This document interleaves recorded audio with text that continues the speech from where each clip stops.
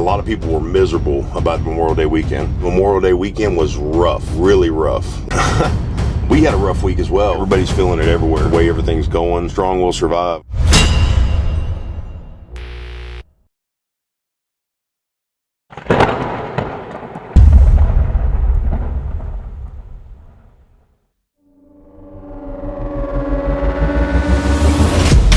What's going on, everybody? Freight's back again with another video. Man, Memorial Day week was rough, right? Everybody had a rough time. I had several drivers reach out to me talking about how bad freight was, and the wait times were crazy. The rates are going down. Actually, and guys, I'm gonna be honest with you, we're seeing some of that too. We're hauling some loads that we've hauled in the last few weeks, a couple months. And with On the Revenue, the financial management software that we use to track our numbers and everything, we can actually follow these trends with these loads in these certain areas we go to.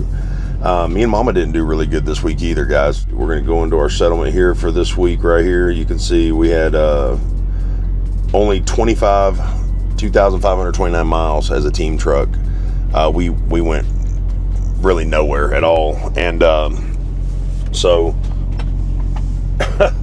it was kind of a disappointing thing. Because we came out from the house from 2 weeks at home. We did run a couple loads right before payroll cut off the week before, and it covered most of our expenses, but we still had some in the red we had to cover for this week, and we ended up out of $6,000 in revenue. We brought home $1,339.94 as a team truck. Now, guys, I know there's going to be a lot of you guys in there being like, man, I wouldn't even turn the key over for that. I wouldn't leave the house for that. And guys, right now, our situation, we got to ride the train that we've been on. So right now we're hoping that what Prime's saying, everybody's talking about a freight boom, an uptick in freight. I'm hoping that we can actually see that, guys, because as a team, it doesn't make sense to be out here for anything less than 10 grand a week gross to the truck. So, but guys, there's a lot of other people who have it way worse than we are. We're very blessed just to be moving and to be able to be generating some revenue. Hopefully this week will look a little bit better. We're over here in Denver, Colorado right now unloading flowers at a Safeway, and they're wanting us to deadhead to Colton, California. So to go grab a load and then bring it back to Pageland, South Carolina. Now, obviously, there's going to be some deadhead pay and stuff like that. But guys, the deadhead from Denver to California, you're talking about almost 1,000 miles straight up. That's a lot. And right now, and the whole reason I'm bringing this up is because, number one, freight's scarce right now. Okay, capacity in the freight market is low, very low. It's the lowest I've ever seen it. Capacity as far as driver count goes is high. So this is the problem that we're having right now. Everybody is trying to cut each other's throat to get whatever freight they can get right now. And I've said it a couple times before, it's a shipper's market. So we're seeing a lot of guys sitting, a lot of guys quitting, a lot of guys going home and just hanging up the keys.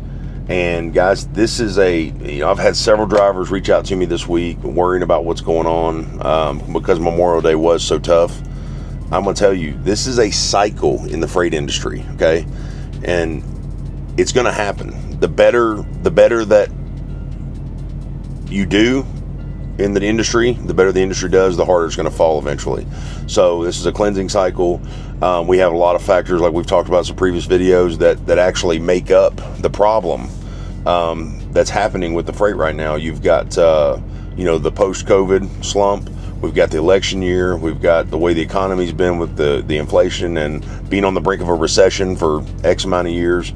Nothing's good right now. Okay, morale's down in America. We got a lot of things going on in the country right now. We've got meat plants that are closing Saturdays and Sundays now. They're not even open 24/7. If you've got a load that's already been loaded and it's a drop and hook load, you can go pick it up. But you won't be able to get live loaded on Saturday or Sunday. Some of them are even closing Friday and Saturday. So that's pretty wild, guys, to be thinking about that. But you see these numbers right here, and a lot of the old school guys are like, man, that's not even, it's barely, that's low solo numbers, and it really is. But guys, Prime's doing the very best they can. They're doing what they can to keep us moving. They're having to spread it super thin because it's just not there. Everybody says, well, you know, it's only this company or this company. No, it's everywhere. You're going to have these few drivers that are saying, oh, well, I don't even feel that. I'm doing just fine. I'm home every weekend and I'm making $3,000 a week, and that's great. My advice to you guys, if you're saying that, if you're in one of those cherry spots, if you know somebody that needs the work and you guys need drivers, help them out. You know, give them a referral, get them set up. Here at Prime, guys, I'm gonna be honest with you, the freight is slumping off. We've seen rates drop on certain loads that, like I was talking about in the beginning, certain loads, rates have dropped off to where I can look back at a load on the revenue on the software, and I can tell you straight up, like, man, that's a yay or nay thing right there. Like, that went down straight up. That went down. That line haul went down. And this Colton load that we're going to get, I can see it. I can see the rate on it dropping. It dropped from a couple weeks ago.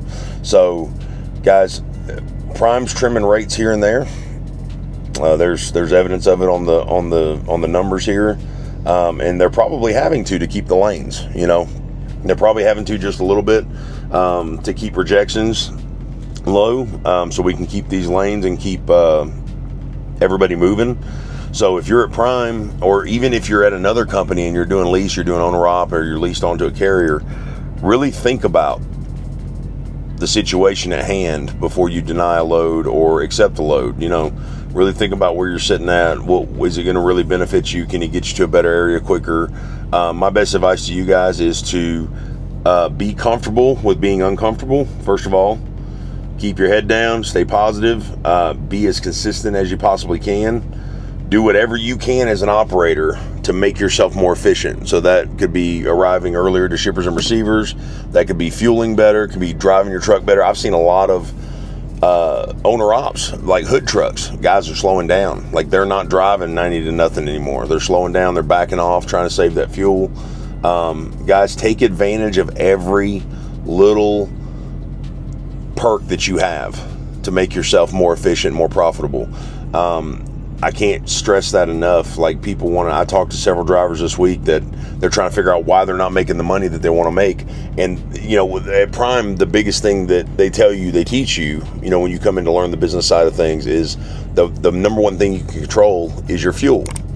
Okay, so your fuel is your biggest factor in your cost, your variable cost, because your fixed cost don't change. Truck payment doesn't change till you pay the truck off. Your insurance doesn't change.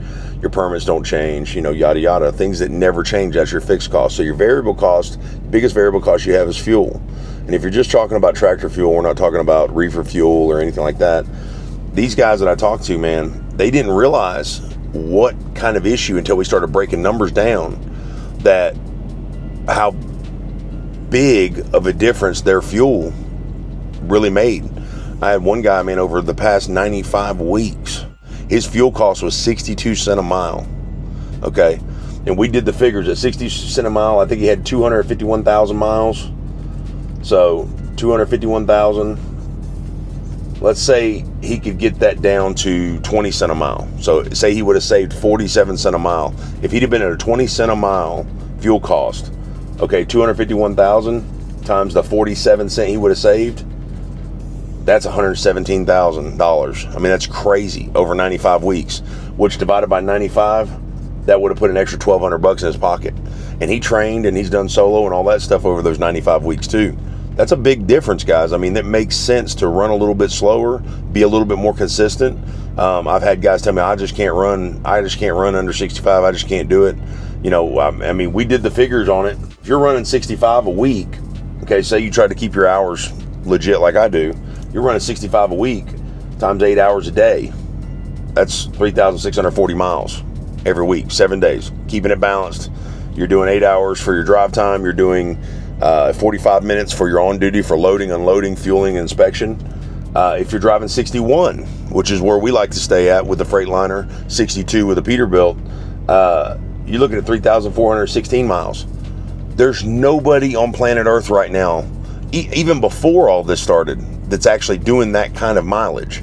Okay, solo. It just doesn't exist. Yes, you're going to hit those weeks like that where you're doing 3,600 plus miles, but not average. There's no way.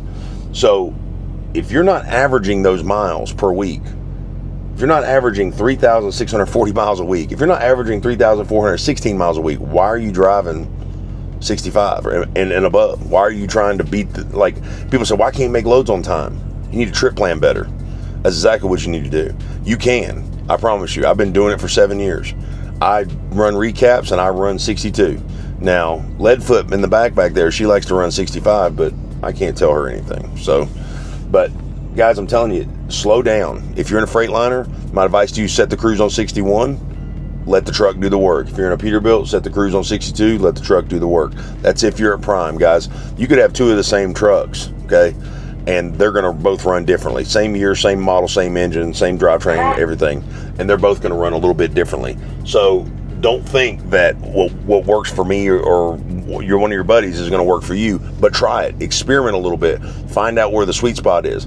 And you might come to find that you enjoy driving a little bit slower because it does a couple things. Number one, you can stay more consistent. You're not fighting with traffic as much, which also brings down your stress level in your life. You're not worried about cutting somebody off, being cut off. You know, you're backing off a little bit. You're kind of letting everybody do their thing. Once again, just like your fuel, you can only control your cab, what's going on with you. So you want to make sure to give people space, you back away, let them be the problem, not you. So it makes a lot of sense, guys. You're saving money, you're cutting your stress level down, and you're being more consistent because all these road constructions out here, you can actually stay a little bit slower. 9 times out of 10, these road constructions are like 60 miles an hour, most of them. So you can just boom on through them. You don't even have to slow down. So it makes sense, guys, on a lot of fronts to go ahead and slow down, especially in the market that we're in right now, and to save a little bit of money. And I'm going to be honest with you guys, I'm going to save the trip plan for the next video because this is already 12 minutes long. And I wanted to touch base with you guys and get something out to you and let you know that we're still out here, we're still moving, and everything's going to be all right. You know, this is a cycle. It's going to go back up. It's down right now, but it's going to go back up. There's 2 facts that you cannot deny. Number 1, trucking is a staple. It's a mainstay in the American economy. Number 2, everybody's got to eat. Cycle happens. This cycle has been happening. You talk to any of the old timers, they've seen this stuff before. I've heard guys say it's not as bad as it was in 08, and I've got guys that say it's worse than it is in 08. Friday morning safety meetings happening. Today we're going to kind of go over that as well as a trip planning video as well. And I'm going to show you what we actually do when we plan a trip out, especially a long one like this. So we'll actually be able to show our fuel stops, where we're going to stop at, where we're going to switch out at. We can actually plan it down to a T by the day. So guys, stay tuned for that next video, guys. Thank you so much for watching. We're almost at 8,000 subs. You guys are amazing. And I appreciate every single one of you, even the haters, man, love you guys. You guys keep it strong. Guys, till the next one, stay safe, stay driven, stay focused, and stay loaded. Freight Skater out.